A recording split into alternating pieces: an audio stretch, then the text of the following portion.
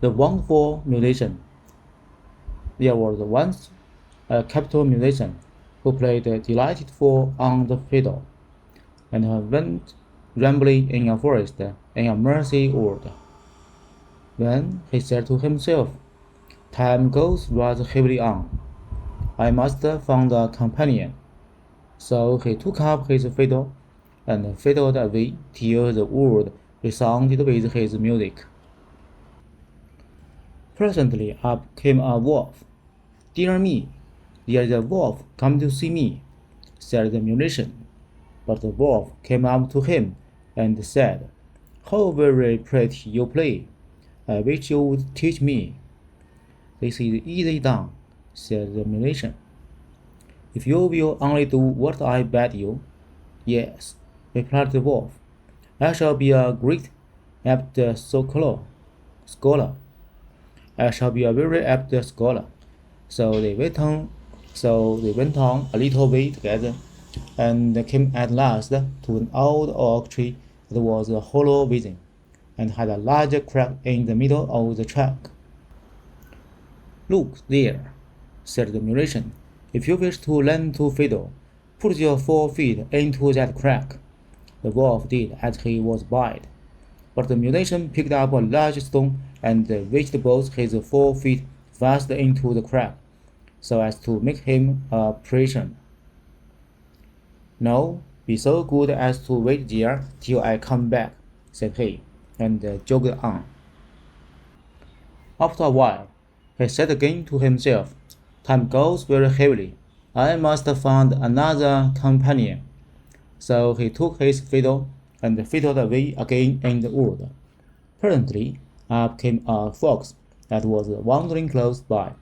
"Ah, there is a fox," said he. The fox came up and said, "You delightful musician, how pretty you play! I must and will learn to play as you do." "That you may soon do," said the musician, "if you do as I tell you." "That I will," said the fox. So they travelled on together till they came to a narrow footpath with high bushes on each side. Then the musician bent a stout heather-stem down to the ground from one side of the path, and set his foot on the top, and held it fast, and bent another from the other side, and said to the fox, "Now, pretty fox, if you want to fiddle, give me hold on your left paw." So the fox gave him his paw, and he tied it fast to the top of one of the heather stems. "Now give me your right," said he, and the fox did as he was told. Then the musician tied that paw to the other heather, and took off his foot, and away up flew the bushes, and the fox too, and hung swimmingly and swinging in the air. "Now be so kind as to stay here till I come back," said the musician, and jogged on. But he soon said to himself, "Time began to hang heavy. I must find a companion." So he took up his fiddle and fiddled away divinely. Then up came a hare running along. "Ah, there is a hare," said the musician, and the hare said to him, "You fine fiddle, how beautiful you play! Will you teach me?" "Yes," said the musician, "I will soon do that, if you will follow my orders." "Yes," said the hare, "I shall make a good scholar." Then they went on together very well for a long while, till they came to an open space in the wood. The musician tied a string round the hare's neck, and fastened the other end to the tree. "Now," said he, "pretty hare, quickly jump about, run round the tree 20 times."